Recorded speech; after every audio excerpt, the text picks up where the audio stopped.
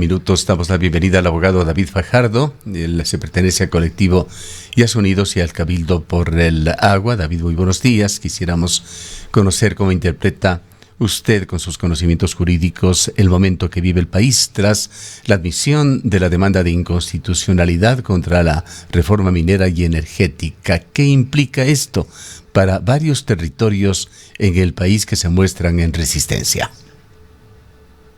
Buenos días, estimado Gustavo. Muchísimas gracias por la invitación a participar en este espacio y un saludo muy afectuoso a toda su audiencia. La verdad es que en el Ecuador vivimos una situación bastante compleja alrededor del tema minero y es algo que no me canso de insistir en los espacios en los que tengo la oportunidad de hablar. Y es que vivimos en un proceso de reorganización de una élite económica, la élite de la familia Noboa y del señor presidente, por supuesto, que está transformándose de ser una élite agroexportadora y agroindustrial a ser una élite minero-energética. Y eso implica la transformación y la utilización del Estado para generar las condiciones adecuadas que le permitan controlar este sector y mantener, por supuesto, sus inversiones y sus intereses a flote. Esto sabemos sobre todo porque desde hace algunos años se viene haciendo un trazado de cómo funcionan las inversiones del grupo Novis, del grupo Noboa, el consorcio Novis, perdón, y el grupo Noboa alrededor de proyectos mineros en todo el país. La principal evidencia que se encontró en su momento fue la inversión del consorcio Novis en la empresa Adventus Mining, que operaba el proyecto Domo La Plata en la Sierra Centro del Ecuador, y que luego, digamos, esto se difuminó una vez que el Adventus Mining vende su propiedad y la titularidad de la empresa a otra empresa canadiense llamada Silvercorp Metals. Sin embargo, el presidente de Silvercorp Metals también figura como presidente en otros proyectos mineros y en otras empresas mineras como Adventus Mining, Pure Mining, Condor Mining Corporation, FJTX, Project Min y Best Miners Ecuador. Es una realidad, David, este involucramiento de las empresas del grupo Noboa en la minería, pero a gran escala, como lo ha denunciado, paradójicamente Vía Minera, un portal de las empresas mineras ecuatorianas. Efectivamente, y la cuestión ahí es, estimado Gustavo, que lamentablemente existe una nubosidad bastante densa en el país para conocer realmente qué está sucediendo detrás de estos movimientos societarios alrededor de las empresas mineras y por supuesto también de los proyectos mineros en el Ecuador. Pero de la mano de estos movimientos societarios también surge un avance inusitado, digamos, y sin precedentes de una alteración del orden legal y constitucional en el país para favorecer las condiciones para el desarrollo de los proyectos mineros. Uno de esos es justamente la reforma a la ley minera que entró con un proyecto de ley con carácter de económico urgente a la Asamblea Nacional y que fue aprobado apenas con 87 votos, que a su vez causa reformas profundísimas y realmente preocupantes en el contexto legal minero y que favorece sin duda alguna a las empresas mineras, a Ahora, los proyectos David, mineros. mientras la Sí, Corte Gustavo. Constitucional se toma estos tiempos, entendemos que necesarios para analizar la ley, ¿qué está ocurriendo en los territorios? Los territorios continúan en sus procesos de resistencia, absolutamente todos. No ha habido un solo territorio que haya bajado la lucha, incluso en proyectos que han tenido un avance significativo, como por ejemplo el proyecto Cangrejos, que como todos y todos conocemos, recién recibió la firma del contrato de explotación a favor de la empresa china que hoy por hoy está operando el proyecto minero. Pero y Sin en cuanto embargo, a, reciente. a las empresas, ¿estas siguen operando con normalidad o existe un vacío de control estatal como se evidenció en Quimsacoche el pasado fin de semana? Gustavo, en ese sentido yo lo que diría es que por parte del gobierno están haciendo todo lo posible por favorecer a los proyectos mineros y a las empresas y generar condiciones que en el país se vuelvan atractivas para sus inversiones. Sin embargo, por supuesto que existe preocupación, una amplia preocupación en el sector minero, y son cosas que se estuvieron discutiendo recién y conocemos de primera mano en esta gran feria minera que hubo recién en la ciudad de Quito, que analizaban, entre otras cosas, que en el país se vive un estado de inestabilidad alrededor del sector minero y que básicamente estas condiciones de favorabilidad para el sector son condiciones que prácticamente representan castillos en el aire porque en cualquier momento pueden derrumbarse. Esto porque, por ejemplo, las condiciones generadas con la reforma a la ley minera hoy por hoy se están discutiendo, como usted bien mencionó, en la Corte Constitucional. La Corte Constitucional está analizando dos cosas. Primero, la priorización, ¿sí? La priorización del caso para ver si es que efectivamente se resuelve de manera anticipada en relación a los otros casos que están siendo resueltos cronológicamente. Y la otra cosa que se tiene que resolver, Gustavo, es ya, digamos, la valoración de forma y de fondo, porque las demandas que se han presentado, incluyendo la demanda que fue aceptada, eh, tienen cuestionamientos en ambos ámbitos, tanto en la forma como en el fondo.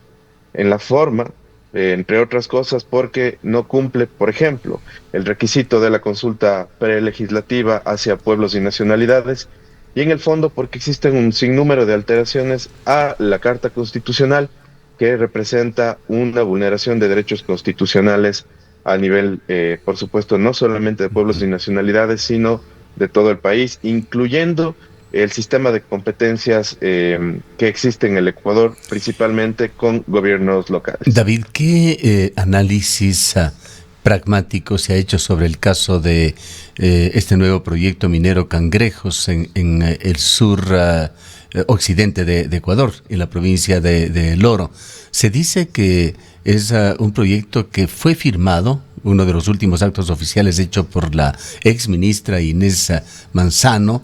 No sabemos exactamente en qué términos se firmaron, pero se dice que es un proyecto que no tiene una consulta previa, que no cuenta con una licencia ambiental, pero está firmado, y esa firma significa algún grado de compromiso. Se ha podido acceder a los documentos firmados, se sabe qué alcances, qué limitaciones tiene, y hablando sobre uno de los instrumentos más importantes, este de la consulta previa en Ecuador, ¿es realmente un mecanismo real de participación o un trámite formal, voluble, que se lo puede saltar, que no garantiza derechos colectivos?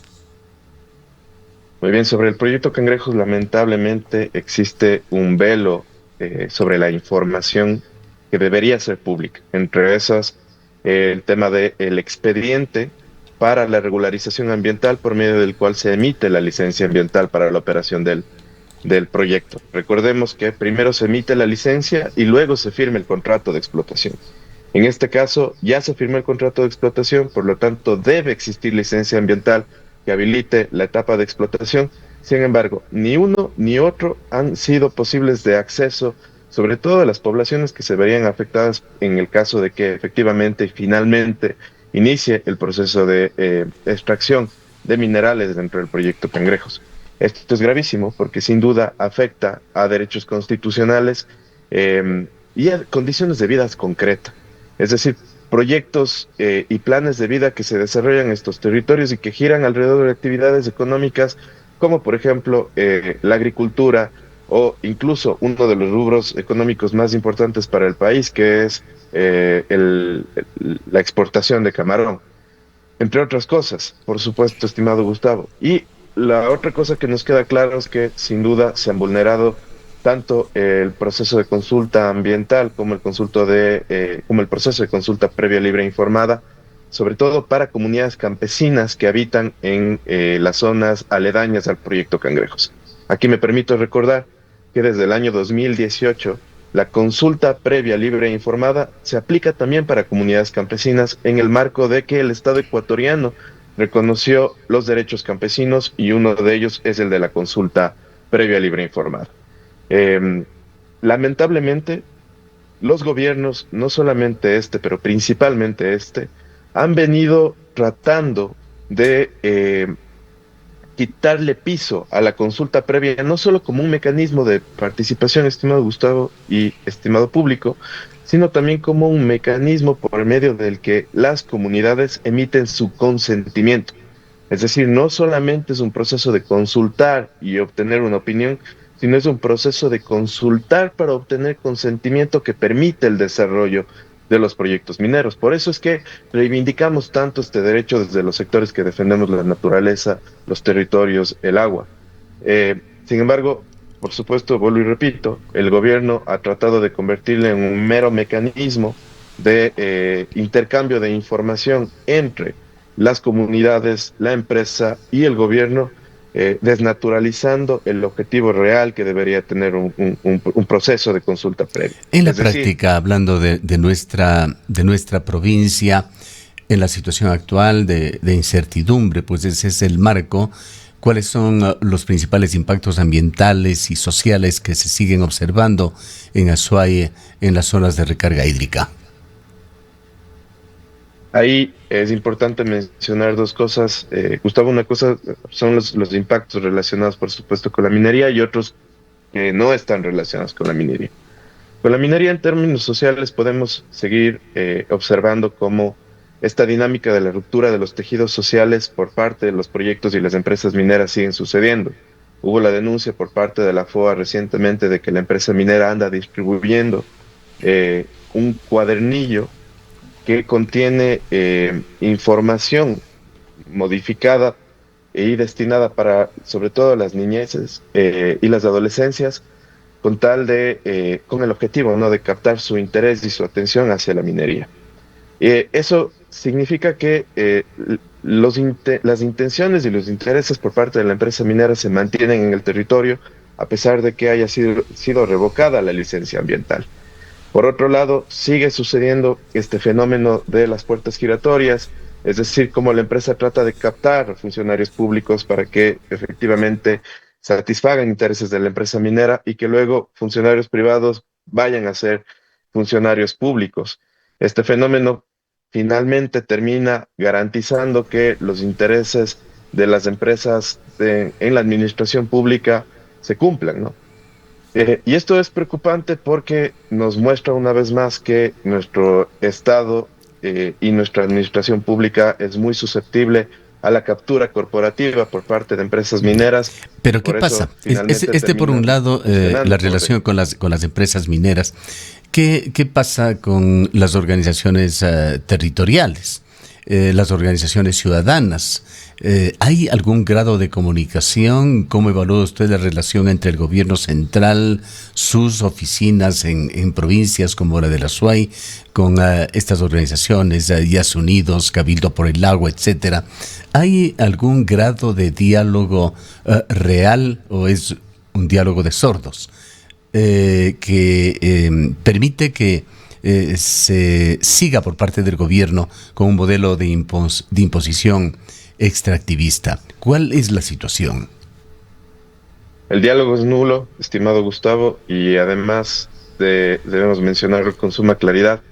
El gobierno ha construido su estrategia del enemigo interno en relación también a las organizaciones sociales defensoras del agua. No solamente los grupos delincuenciales organizados, es más, el gobierno trata de vincular a las organizaciones defensoras del agua con los grupos delincuenciales organizados. Siguen criminalizados, en otras palabras. Pues hubo capítulos alrededor en forma posterior a la marcha del Quinto Río, a cierres de cuentas, o una serie de medidas que se tomaron contra dirigentes. Efectivamente, eso justamente hace alusión a cómo el Estado y el gobierno continúan viendo a las y a los defensores del agua como obstáculos para sus intereses. Lo que venía sucediendo, estimado Gustavo, es que la Unidad de Análisis Financiero, por medio de la Ley Orgánica de Transparencia Social, ha promovido el bloqueo de cuentas de dirigencias, de lideresas y de líderes sociales involucrados en la defensa del agua, incluyendo, por supuesto, a personas del Cabildo por el Agua, en ese caso yo mismo, y además ha utilizado el derecho penal para perseguir, presentando denuncias como enriquecimiento privado injustificado o de financiamiento al terrorismo, denuncias que siguen activas en mi contra, con las que efectivamente buscan no solamente amedrentar, sino generar un estado de miedo en las organizaciones sociales para que no continúen en sus ejercicios de defensa del territorio y del agua. Ahí tenemos una situación compleja porque el primer bloqueo de cuentas se desarrolla en septiembre del año pasado, 2 días después de la movilización del Quinto Río. Finalmente, para enero logramos desbloquear las cuentas, pero en marzo de este año, una semana después de que desde el Cabildo por el Agua hayamos presentado la demanda de inconstitucionalidad en contra de la reforma a la ley de minería, vuelve a suceder el bloqueo de mis cuentas, estimado Gustavo, y vuelve a moverse las investigaciones en el marco de estas dos denuncias que les mencioné antes en mi contra. Y finalmente se vuelve a utilizar el aparataje estatal para perseguir a las organizaciones que estamos defendiendo. ¿Cuándo tuvieron lugar estos últimos sucesos a los que usted hace referencia? Alrededor del 26 de marzo de este año, estimado Gustavo. Y paralelamente, lo que sucedía también es que el Consejo Nacional Electoral y el Tribunal Contencioso Electoral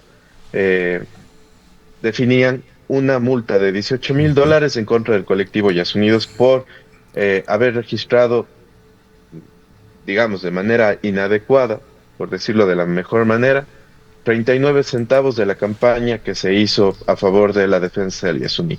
Frente a eso, una multa de $18,000 que tienen que pagar dos compañeros, una compañera y un compañero de Yas Unidos, por la decisión del Tribunal Contencioso Electoral.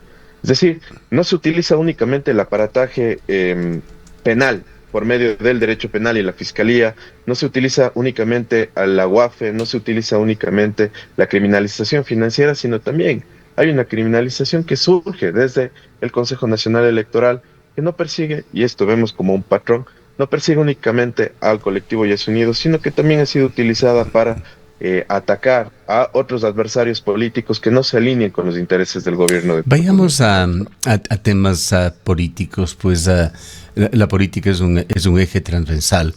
El gobierno evidentemente hace esfuerzos para quedar bien con esta provincia, lo hace de distintas maneras, es evidente de que trata y tratará de captar la alcaldía, la prefectura y otras dignidades en la provincia para sustentar mejor su poder político en esta ciudad, que de alguna manera ha dado varios mensajes al presidente de la República y a ADN.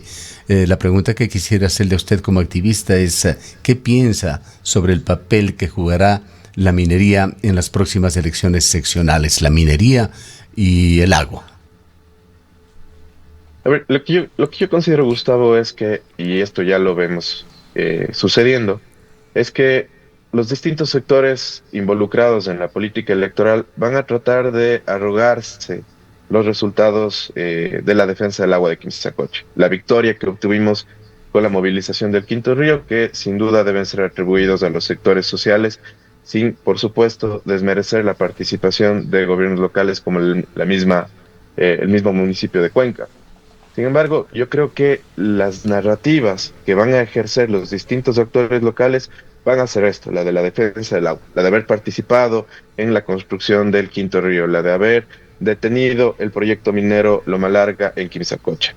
Porque lo que ha identificado el gobierno es justamente que el tema del agua en Cuenca y en la provincia de La Suay es un asunto central, es un pilar en las discusiones sociales y en la palestra pública, y alrededor de eso se van a ir construyendo las narrativas y los discursos. Pero se perciben diferencias entre esas narrativas y discursos entre las candidaturas locales respecto al modelo extractivista, o predomina una especie de ambigüedad electoral.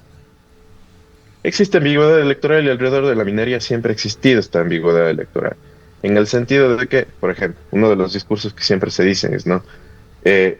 Quimsacocha no se va a explotar, pero eso no significa que estemos en contra de la minería o que no vayamos a apoyar otros proyectos mineros donde deban hacerse y donde sí puedan hacerse. Entonces ese tipo de ambigüedades también están muy presentes. Eso por un lado. Por otro lado, también existe una situación compleja, y es que existen actorías muy concretas que tratan de satisfacer a una ciudadanía que está muy movilizada por la defensa del agua, pero al mismo tiempo tratan de satisfacer a una línea política concreta que es la de ADN, manejada, digamos, personalistamente por el presidente de la República, Daniel Noboa, que tiene claros intereses en la minería a nivel nacional, incluyendo, por supuesto, aquí en Cuenca.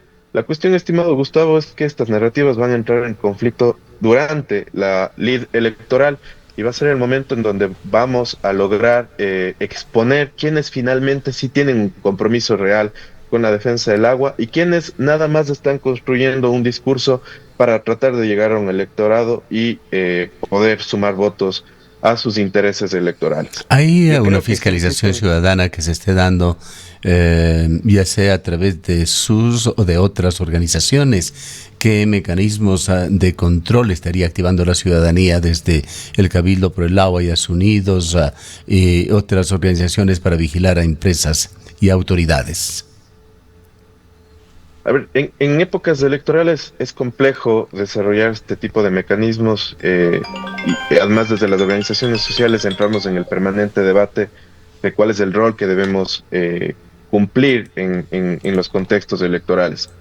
El Cabildo por el Agua tiene claro una situación y es que se manifiesten compromisos concretos por la defensa del agua, pero que además tengan mecanismos que sean creíbles y verificables para lograr este objetivo de la protección del agua. Es decir, no nos basta con que venga una candidatura y nos diga, efectivamente, yo voy a defender el agua, sino que debe haber detrás veracidad con lo que dice, es decir, manifestar cuáles van a ser los mecanismos que van a utilizar para la protección del agua. Bien, Por ejemplo, algo que nos vayamos. debería quedar muy claro, estimado Gustavo, es que cualquier persona que quiera asumir cargos de dirigencia o de administración pública tiene que comprometerse con la lucha por eliminar las concesiones mineras en las zonas de los páramos, no solamente de Ujú. Quimsacocha, sino de Cuenca y de la provincia, que es el mecanismo real que nos garantiza de que finalmente no va a haber explotación minera en estas Bien, zonas. volviendo al inicio de este diálogo, ya entrando en la parte final de esta conversación, ¿qué espera usted de la Corte Constitucional sobre ese fallo que tendrá que dar con respecto a esa demanda aceptada, presentada por Yacu Pérez? La Corte Constitucional debería cumplir con su rol constitucional e histórico de velar por la Constitución y por lo tanto debería declarar la inconstitucionalidad por la forma y por el fondo. Es lo que yo creo que debería hacer la Corte. Ahora, yendo a un sentido de realidad, estamos ante una Corte que ha sido extremadamente perseguida por el gobierno, una Corte que ha sido amenazada. Uno de los jueces más importantes que tenía esta Corte, el juez Yasa, renunció justamente por la persecución que ha recibido por parte de el gobierno de turno. Y frente a eso, lamentablemente, yo creo y considero que el resultado que vamos a tener en la Corte Constitucional es, en el mejor de los casos, una inconstitucionalidad por la forma, más no por el fondo, declarando que se ha vulnerado el derecho a la consulta prelegislativa, eh, y en el peor de los casos, una constitucionalidad condicionada de la reforma a la ley de minería en la que va a expulsar de la normativa ecuatoriana ciertos artículos, pero va a mantener otros. Es decir, una de cal, otra de arena, para satisfacer por un lado a los sectores sociales, pero por otro lado no ganarse aún más la enemistad del gobierno. Seremos también con su mensaje a la ciudadanía que debería tener en cuenta el ciudadano de a pie, el momento de votar en un contexto donde el agua, el ambiente, la minería siguen siendo fundamentales, siguen manteniéndose en el centro del debate en esta zona del país. Sí, efectivamente, yo creo que desde la ciudadanía tenemos que en este momento hacer un voto por recuperar algo que es importantísimo en el país, que es la democracia. Vivimos en un estado que por acción directa del gobierno ha venido destruyendo las condiciones democráticas en el país por medio de mecanismos, por ejemplo, de persecución a las organizaciones sociales, de eliminación de partidos políticos adversarios, instrumentalización de las distintas funciones del Estado para favorecer una especie de autocracia en el país. Frente a eso, el voto tiene que ser primero para recuperar la democracia y segundo para garantizar y proteger derechos fundamentales. En el caso de Cuenca, el voto tiene que ser justamente para la defensa del agua. Yo lo digo directamente, estimado Gustavo, para mí esto es ni un voto ADN, porque ADN, a pesar de los discursos que vengan ejerciendo sus distintas candidaturas, tiene un compromiso directo con la minería, tiene intereses directos con la minería y con la minería en Quimsacocha, en Loma Larga. Y por supuesto, por eso, en el caso de Cuenca, para mí, y lo digo con transparencia, debe ser ni un voto ADN y frente a eso buscar cuál es la opción más adecuada, descartando esta opción de manera directa. Bien, queremos agradecerle por su presencia. Muchísimas gracias, estimado Gustavo. Han escuchado al abogado David Fajardo, un análisis y una reflexión sobre el momento actual que vive la minería mientras se abre aún un paréntesis de análisis en la Corte Constitucional sobre una importante demanda que fue aceptada para su tratamiento. El abogado David Fajardo es parte del colectivo Ellas Unidos y parte del Cabildo por el Agua.